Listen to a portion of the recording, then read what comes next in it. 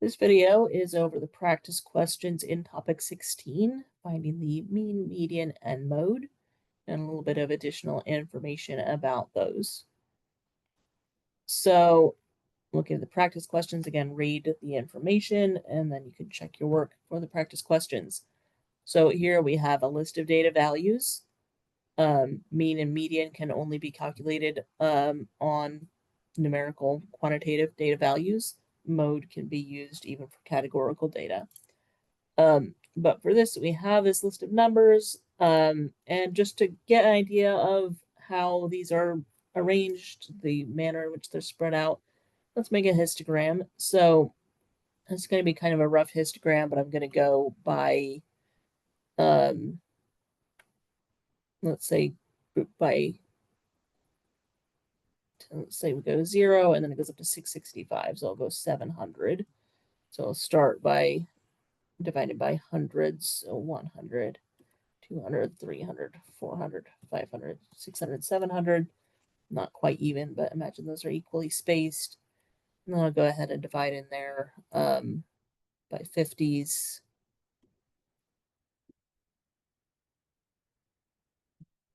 And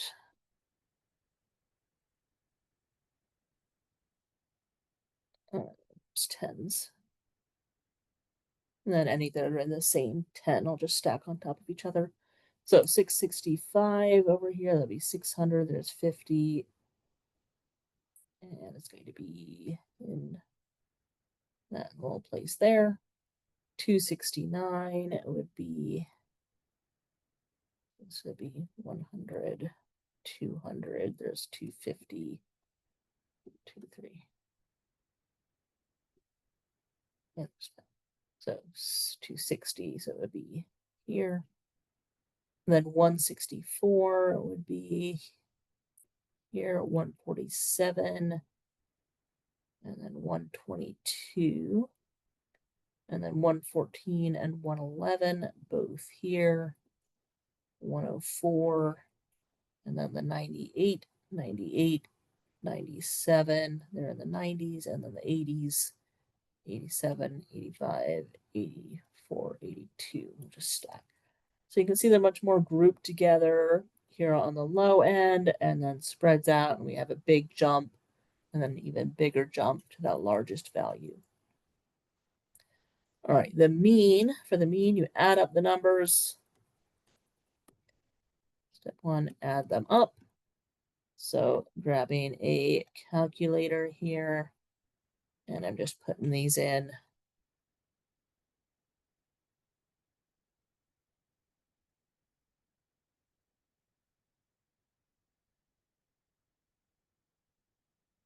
Now, when you're doing a large string of numbers like this, hopefully your calculator has a way that you can go back and check, make sure all the pluses are pluses, that you didn't hit a minus or times or something anywhere in there. Make sure you didn't miss a number, make sure you didn't mistype anything. If you don't have that way of looking back at what you put in, you can just do the calculation twice and see if you get the same answer. If you don't get the same answer, then keep doing it until you get the same answer twice. So this is 23, 27 when these are added up. And then you divide by how many there are.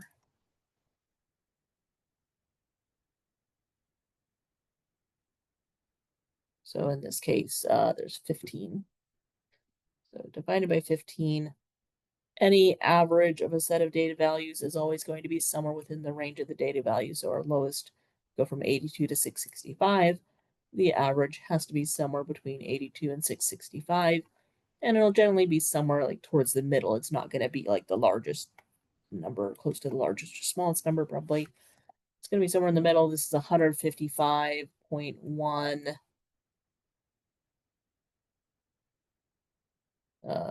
It keeps going from there, but 1, 3, etc. You would round that off. Alex will tell you rounding instructions if needed. So I'm going to put that here on the graph. It's going to be in this group here.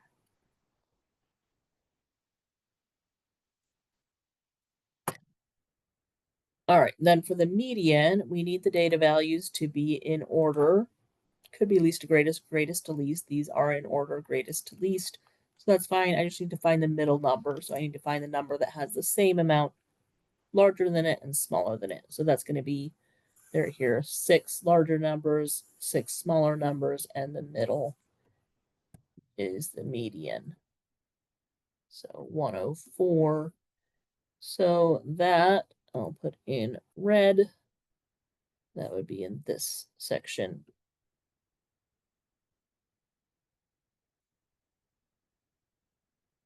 So notice the mean is like towards the top of that like cluster, whereas the median is more in the middle of where most of the data values are. The mean has been affected by having those much larger values included in it has made the total bigger. So the mean is if we took all of this land and then equally distributed it into equal size states. Because of those couple of very large states, they would make all of the states be bigger than what most of them are. So this brings to outliers. So outliers are data values that have much larger gap. So that would be definitely the 665, and even the 269 has that much bigger gap. You could potentially argue for like the 164 if we look at it's going like +2, +1, +2, then it goes +10, so that's a bigger jump, but not still huge. Then +1, +0, then we go, this is +13, and then back to +3, then 8. And then this is a little bit bigger jump. This is 25. That's the biggest it's been so far. This is again, though, a little bit smaller. This is 17.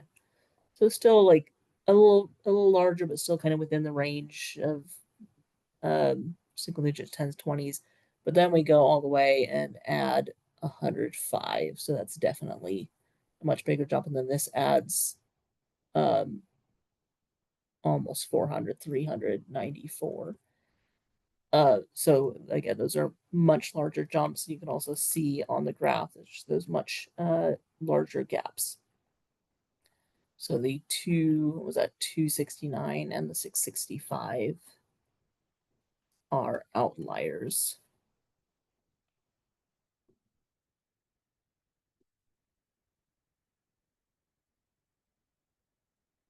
So what do the outliers do to the average? They affect the mean. So if this number was supposed to be 265 instead of 665, that would change the mean. It would not change the median because it's still on the large end. So it only changes the median if it changes how many total values there are.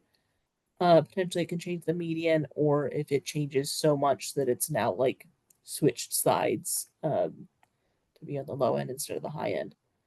But generally outliers don't affect the median, they do affect the mean. So they pull, think about it as they pull the mean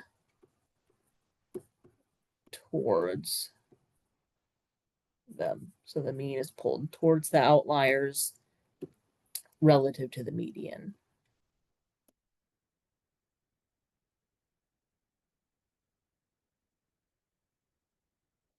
So you can see where I marked this, that the mean relative to the median, the mean has been pulled towards the outliers.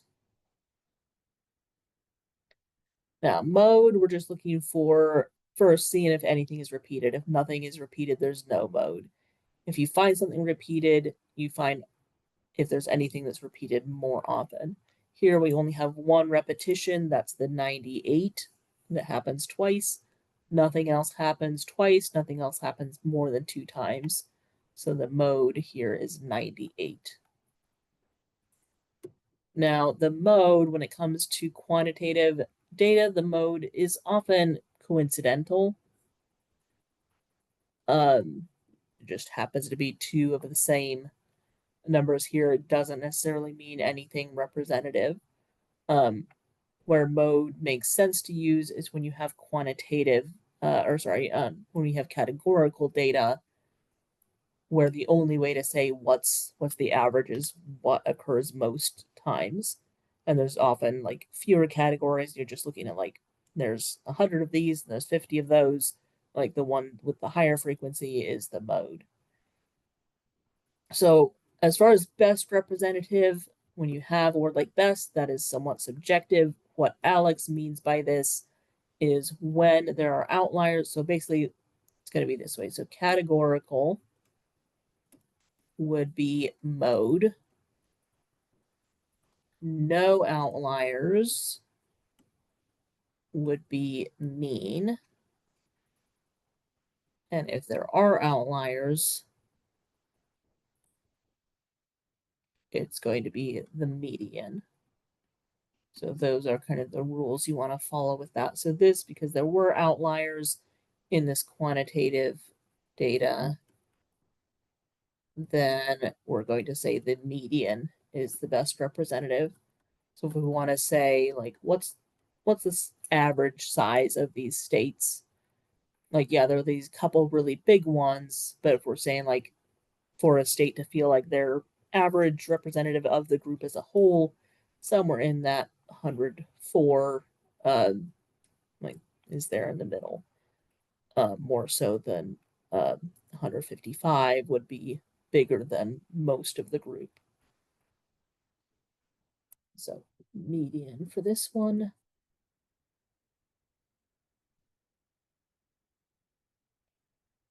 So then we come to number 2. We're looking at the duration in days of the final 20 US space shuttle voyages. So again, we're going to put this on a histogram here. We have, looks like numbers from 10 to 15.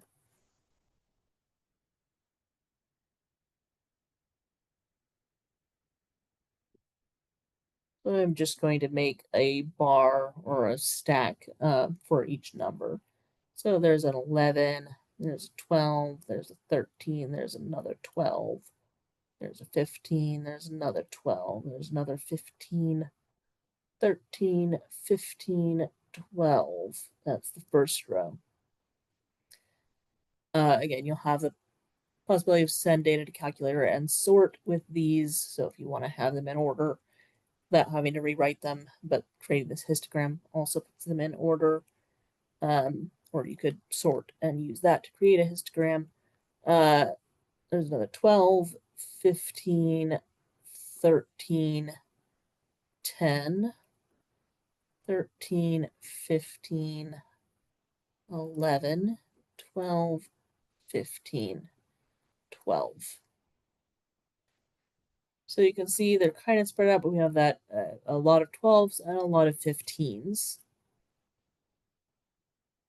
And there's a gap there. There's no 14s. So let's look. So the mean, we just need to add them all up.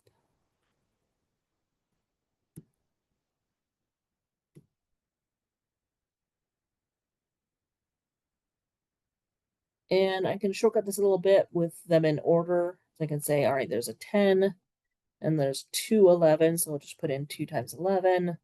And then there's 7 12s. So rather than typing 12 in 7 times, I can just 7 times 12, add that in there. And then 4 13s, 4 times 13, and then 6 15s. So you can shortcut all that adding up process by having them in order, kind of grouping and seeing like, I'm just going to know that 7 12s added together is 7 times 12. So it adds up to 258. And we divide by the 20. There are 20 data values there. So we're dividing by 20, and that is going to be 12 point. Let's do that, double check. 12.9. So that would be right about here. The mean. So pretty well there in the middle. In fact, when we're looking for the median, there are 20 data values, so we want 10 on each side of it. And if you look on this graph, there are 10 here, and there are 10 here. So the median just needs to be somewhere in between 12 and 13, but more specifically, we'll go exactly halfway between. So we'll go 12.5. But the mean, even there at 12.9, still has half the data values above, half below. So these are functionally equal, but the actual exact value is different. The mode, I'm just looking for that tallest stack here, the highest frequency, the value that occurs most often. There were 7 12s, there were only 6 15s. So 12 is the mode, 15 is not a mode because just because it occurred a lot of times, something else occurred more times, so that is the mode.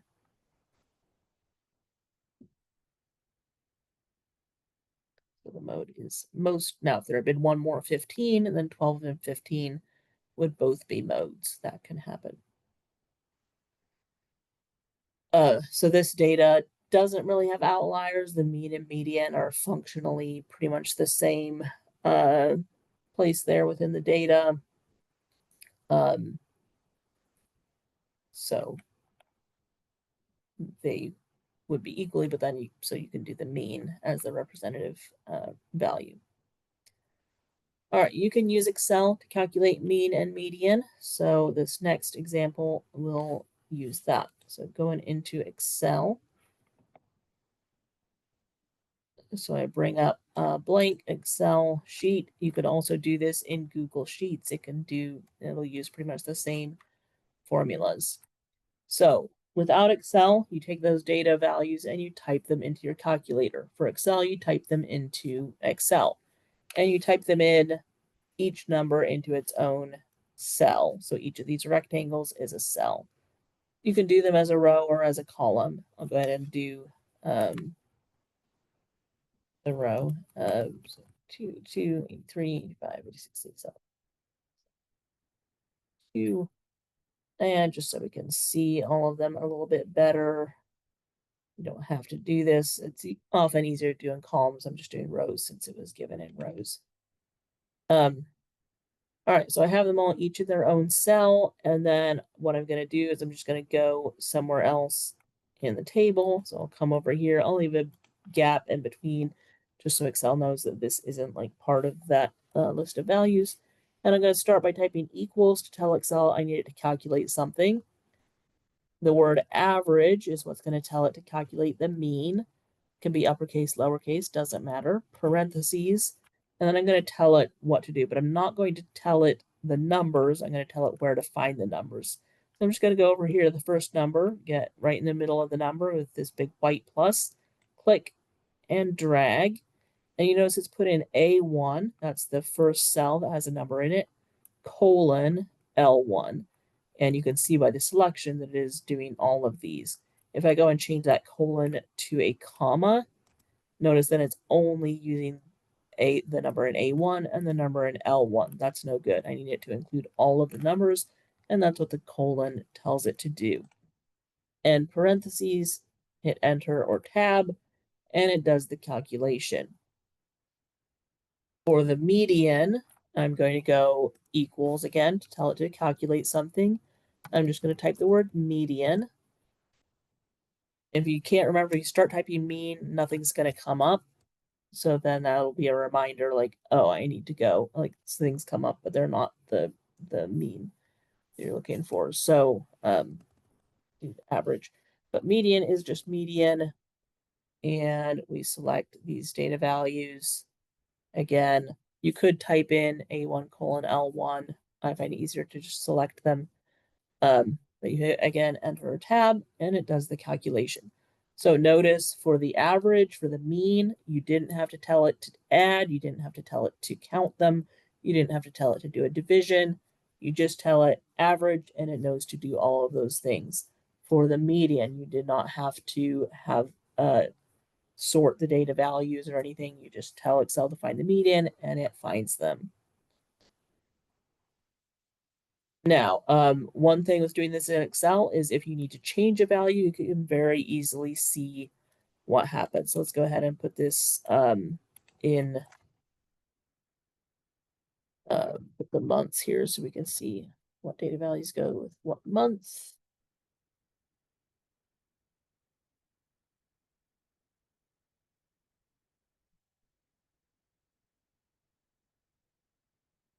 Number, and I'm just gonna again highlight all of these, and then I just double click between, like where it gets that symbol with the vertical line and the double-headed arrow. I double click and it resizes to fit everything in those cells.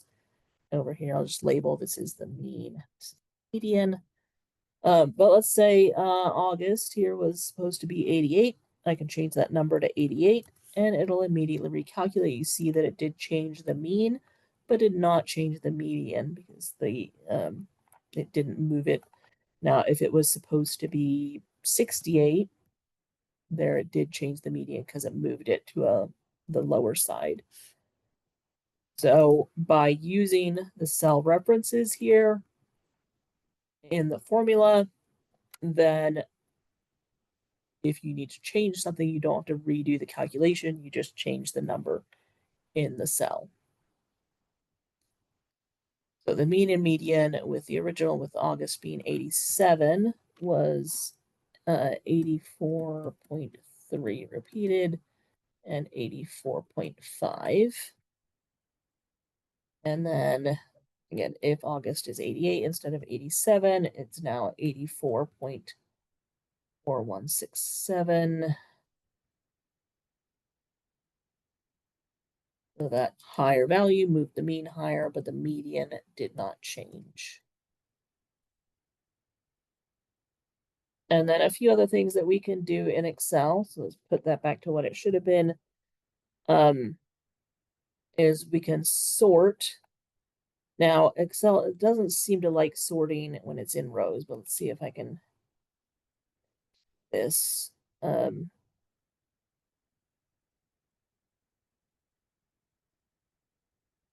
And sort.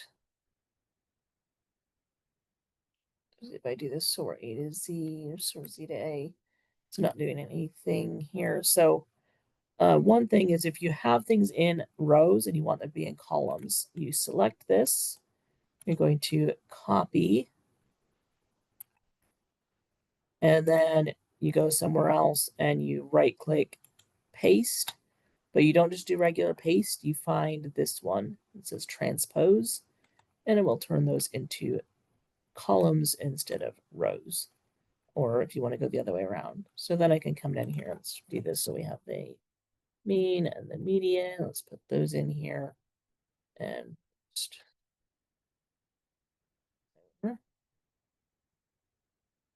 right. So the mean is equals average, parentheses, select guys, and then equals median, these guys. And again, actually, I do want to have that little spacing, so I'm just going to select these.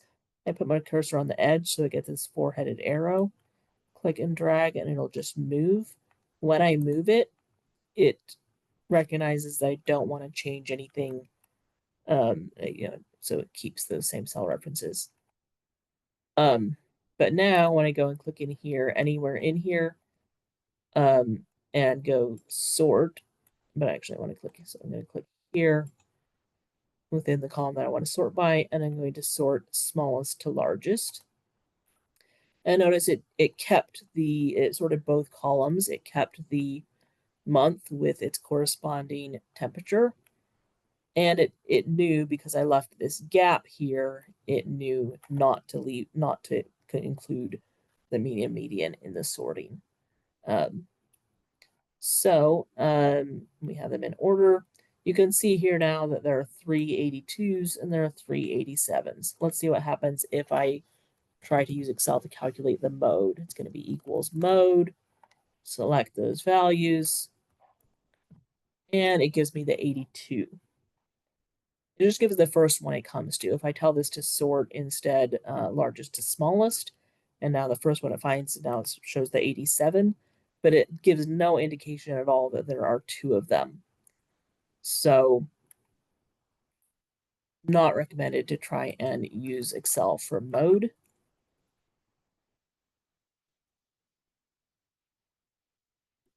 because again, if there are more than one, it won't tell you them. So, um,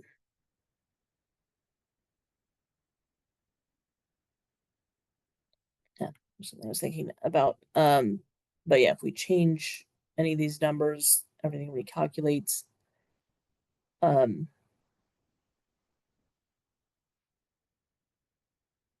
sorting it, it's still it's showing just around it. If I make this wider, it'll show more digits here on these. So yeah, that's using Excel. You're welcome to do that on homework, on quizzes. Just be aware that you will not have Excel available on tests, so make sure that you do know how to do the calculations by hand without Excel. You'll be asked to do mean and median in project 1A to have Excel do those calculations for you as well.